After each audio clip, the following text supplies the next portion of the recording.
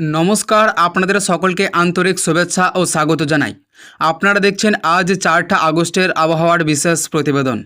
আজকের এই প্রতিবেদনে আমরা বিস্তারিতভাবে জানব আলিপুর আবহাওয়া দপ্তরের সর্বশেষ পূর্বাভাস অনুযায়ী পশ্চিমবঙ্গের আবহাওয়ার বড় আপডেট।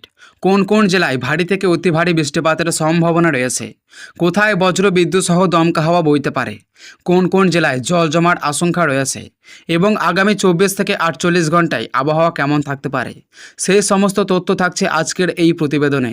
তাই ভিডিওটি শেষ পর্যন্ত অবশ্যই দেখুন। আলিপুর আবহাওয়া দপ্তর জানিয়েছে, সক্রিয় মৌসুমী বায়ু এবং বঙ্গোপসাগর থেকে প্রচুর পরিমাণে জলীয় বাষ্পের কারণে পশ্চিমবঙ্গের বিভিন্ন জেলায় বৃষ্টির অনুকূল পরিস্থিতি বজায় থাকবে। উত্তরবঙ্গের বেশ কয়েকটি জেলায় ভারী থেকে অতি ভারী বৃষ্টিপাতের সম্ভাবনা রয়েছে। দক্ষিণবঙ্গেও দফায় দফায় বজ্র বিদ্যুৎ সহ বৃষ্টি হতে পারে। রাজ্যের একাধিক জেলায় হলুদ সতর্কতা জারি রয়েছে এবং কিছু এলাকায় অল্প সময়ের মধ্যেই ভারী বর্ষণের সম্ভাবনা রয়েছে।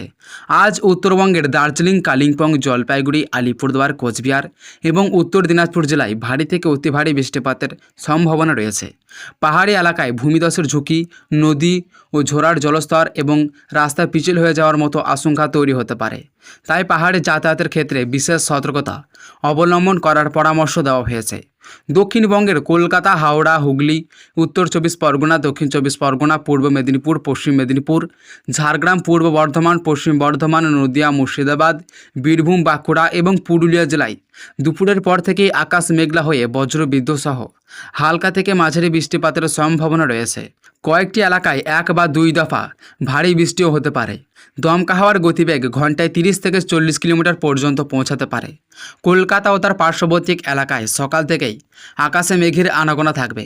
দুপুরের পর থেকে আবহাওয়ার পরিবর্তন শুরু হতে পারে এবং বিকেল কিংবা সন্ধ্যার দিকে বজ্র বিদ্যুৎ সহ বৃষ্টি হওয়ার সম্ভাবনা রয়েছে। কোথাও কোথাও অল্প সময়ের মধ্যেই ভালো বৃষ্টিপাত হতে পারে। ফলে দিনের তাপমাত্রা কিছুটা কমলেও বাতাসে আর্দ্রতার পরিমাণ বেশি থাকায় ভ্যাপসা গরম অনুভূত হবে। আলিপুর আবহাওয়া দপ্তর আরও জানিয়েছে, বজ্রপাতের সময় খোলা মাঠে কাজ করা, বড় গাছের নিচে দাঁড়িয়ে থাকা কিংবা জলাশয়ের ধারে অবস্থান করা বিপজ্জনক হতে পারে। তাই সাধারণ মানুষ, কৃষক এবং মৎস্যজীবীদের বিশেষ সতর্ক থাকার পরামর্শ দেওয়া হয়েছে। বজ্রপাত শুরু হলে নিরাপদ পাকা বাড়ির ভিতরে আশ্রয় নেওয়াই সবচেয়ে নিরাপদ। উপকূলবর্তী এলাকাগুলোতেও আবহাওয়ার অস্থির থাকতে পারে। পূর্ব মেদিনীপুর ও দক্ষিণ 24 পরগনার উপকূলীয় অঞ্চলে দমকা হওয়ার সঙ্গে মাঝারি থেকে ভারী বৃষ্টিপাতের সম্ভাবনা রয়েছে। সমুদ্র কিছুটা উত্তাল থাকতে পারে, তাই মৎস্যজীবীদের আবহাওয়ার সর্বশেষ নির্দেশিকা মেনে চলতে বলা হয়েছে। কৃষকদের জন্য গুরুত্বপূর্ণ পরামর্শ দিয়েছে আবহাওয়া দপ্তর। যেসব এলাকায় ভারী বৃষ্টিপাতের সম্ভাবনা রয়েছে সেখানে জমিতে জল জমে ফসলের ক্ষতি হতে পারে, তাই দ্রুত জল নিষ্কাশনের ব্যবস্থা রাখতে বলা হয়েছে। অন্যদিকে যেসবের এলাকায় দীর্ঘদিন পর্যাপ্ত বৃষ্টি হয়নি সেখানে এই বৃষ্টি কৃষিকাজের জন্য উপকারী হতে পারে। আগামী 24 ঘন্টাতেও পশ্চিমবঙ্গের বিভিন্ন জেলায় বিক্ষিপ্তভাবে বৃষ্টিপাত চলতে পারে।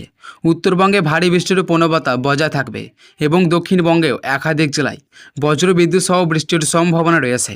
আবহাওয়ার এই পরিস্থিতি যে কোনো সময় পরিবর্তন হতে পারে, তাই বাড়ি থেকে বের হওয়ার আগে সর্বশেষ পূর্বাভাস দেখে বের হওয়ার পরামর্শ দেওয়া হয়েছে। আজকের আবহাওয়ার এই বিশেষ প্রতিবেদন এখানেই শেষ করছি। যদি এই আপডেটটি আপনাদের কাজে লেগে থাকে তাহলে অবশ্যই ভিডিওটিকে লাইক করবেন, বন্ধুদের সঙ্গে শেয়ার করবেন এবং আপনার জেলার আবহাওয়া কেমন রয়েছে তা অবশ্যই কমেন্টে জানাবেন।